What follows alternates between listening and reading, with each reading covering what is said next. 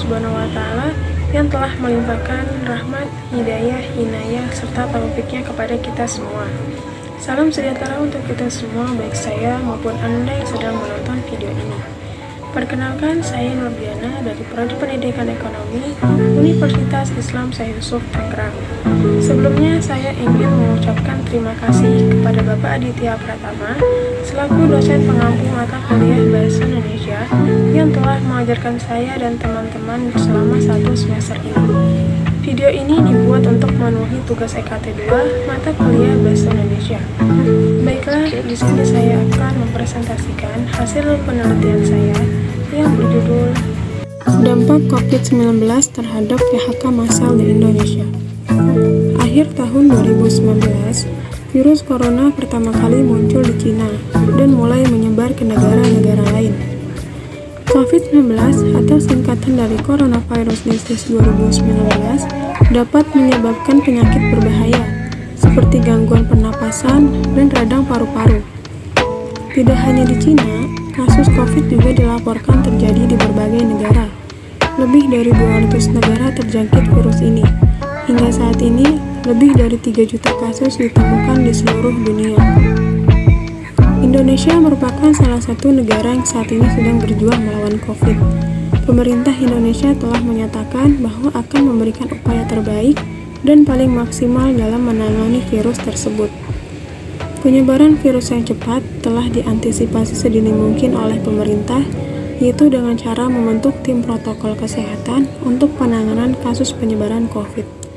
Selain itu, pemerintah juga mengeluarkan berbagai kebijakan seperti menggunakan masker setiap keluar rumah, social distancing untuk mengurangi aktivitas di luar rumah, serta peraturan terbaru dari pemerintah yaitu memberlakukan sistem pembatasan sosial berskala besar atau PSBB dan melarang masyarakat untuk melakukan perjalanan mudik hari raya. Kebijakan tersebut mengubah aktivitas sosial ekonomi masyarakat seperti transportasi terbatas, pusat perbelanjaan, tempat rekreasi dan hiburan ditutup.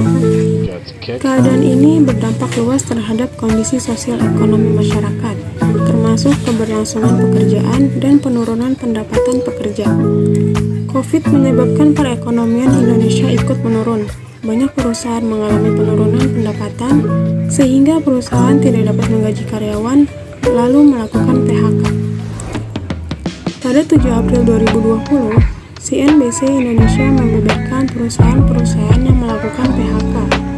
Di antaranya, Bukalapak sebanyak 100 karyawan, Indosat sebanyak 677 karyawan, Krakatau Steel sebanyak 1.300 karyawan, PHK massal di Surabaya sebanyak 2.000 karyawan, dan di Batam Unisem sebanyak 2.500 karyawan. Dari data tersebut tidak dipungkiri bahwa perusahaan lain juga bisa melakukan hal yang sama, melihat kondisi perekonomian Indonesia yang belum stabil. Kementerian Ketenagakerjaan mencatat hingga 16 April 2020, pekerja yang terkena PHK akibat COVID dari sektor formal berjumlah 229.789, sementara yang dirumahkan berjumlah 1.270.367 pekerja. Selain itu, sektor 4 informal juga terdampak sebanyak 443.760 pekerja terkena PHK. Jadi, total keseluruhan pekerja yang terdampak yaitu sebanyak 1,9 juta orang. Kelompok usia muda merupakan kelompok yang paling rentan terkena PHK, sehingga perlu menerima perhatian khusus. Data penelitian menunjukkan terjadinya PHK yang sangat besar pada pekerja usia muda dari umur 15 sampai 24 tahun yaitu 34,5%. Rentannya pekerja muda ini telah diprediksi oleh ILO yang memperkirakan 1 dari 6 pekerja muda akan kehilangan pekerjaan pada masa pandemi COVID-19. Lebih lanjut, diperkirakan akan terjadi penurunan jam kerja hingga 23% pada seluruh pekerja muda. PHK pekerja muda yang tinggi akibat COVID juga terjadi di berbagai negara-negara maju di dunia. Berbagai program telah dilakukan untuk meningkatkan ketahanan pekerja terhadap goncangan ekonomi.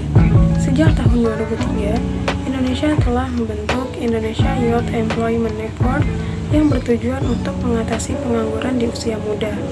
Bahkan, inisiatif ini telah didukung oleh 17 kementerian. Namun, implementasi dari program ini belum cukup berhasil menekan angka pengangguran pekerja usia muda yang sangat tinggi.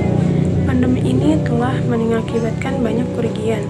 Oleh karena itu, masyarakat perlu mencari strategi baru dengan memanfaatkan teknologi dan mencari peluang kerja, namun tetap memperhatikan protokol kesehatan.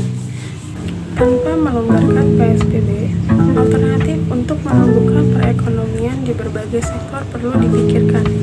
Artinya, protokol kesehatan tetap berjalan, tapi roda ekonomi di beberapa sektor perlu dihidupkan. Sekian presentasi hasil penelitian dari saya, kurang dan lebihnya